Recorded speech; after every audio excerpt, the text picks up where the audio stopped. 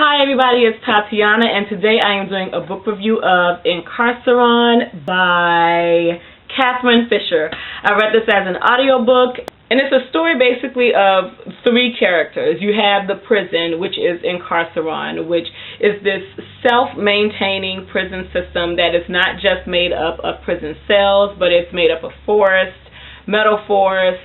It's its own world, and you have the prisoners that live inside of it, yet no one can leave. It's a forever prison. If you get in there, your people are born inside but never leave. And then you have two actual human characters, one named Finn, who is a prisoner inside of Incarceron, who dreams and longs to be outside, and he has visions of what outside is supposed to be. However, he's a prisoner in Incarceron, so he's never been outside.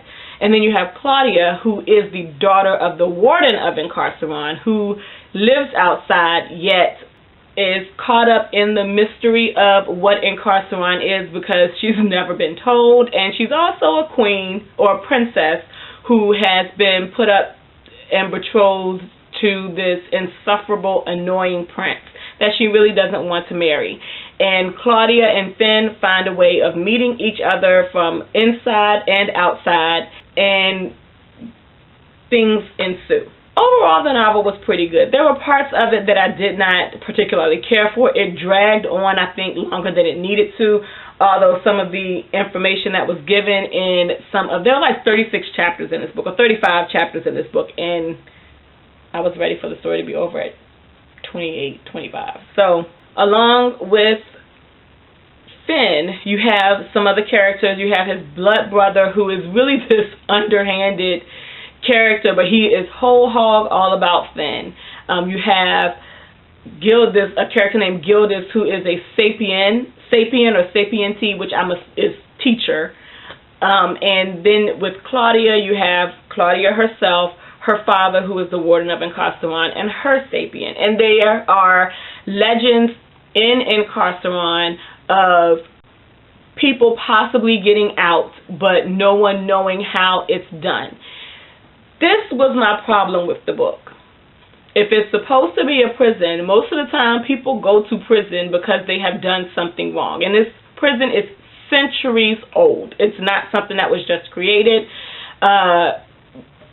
out of thin air or whatever. It's centuries old. There's much that's been put into place to perfect this prison, and it is self-sustaining. What kind of annoyed me about this book is if it's a prison and prisoners are sent there because they've done something wrong, yet you have people who are born in the prison who have done nothing wrong, but they stay in the prison and are raised in the prison. If you die in the prison, you still stay in the prison. There's no escape. And I had a problem with that. Again, there's this element of this high tech, it's not even tech, but it is high tech society that's created this prison, yet the real world is still horse and buggy, where there are flashlights and cars somewhat in the prison, and Claudia and her daddy are in stagecoaches with horses. What the hell? There's an element of, and I can't tell that because that would be a spoiler, but there are a lot of advanced technology elements as well as a couple of supernatural elements that go into this novel that they just don't mesh up for me. And it made it not difficult for me to enjoy the novel, but I picked those things apart. Outside of that, I think I gave this 3 stars on Goodreads. It was okay. I didn't dislike it. I finished it. If you are looking for a different kind of YA novel to read, I would suggest this. It is definitely different. I didn't think that I was going to enjoy this at first, and I think that had more to do with the fact that I was reading 3 books about princesses/queens at the same time. I was reading this, The Wrath and the Dawn, and The Queen of the Tearling at the same time. So what I ended up doing was putting both Incarceron and the Queen of the Tearling Down, finishing The Wrath and the Dawn, then going back to Incarceron, and then finishing The Queen of the Tearling.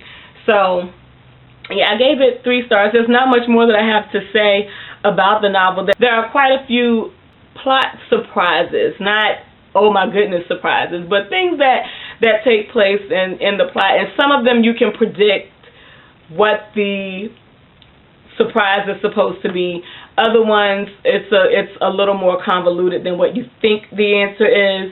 But all in all, it was an interesting read, and I'm going to stop talking about that before I ramble any further. So that's all that I have to say about that, and thank you for watching, and I hope you all have a good weekend whenever you see this video. Peace out.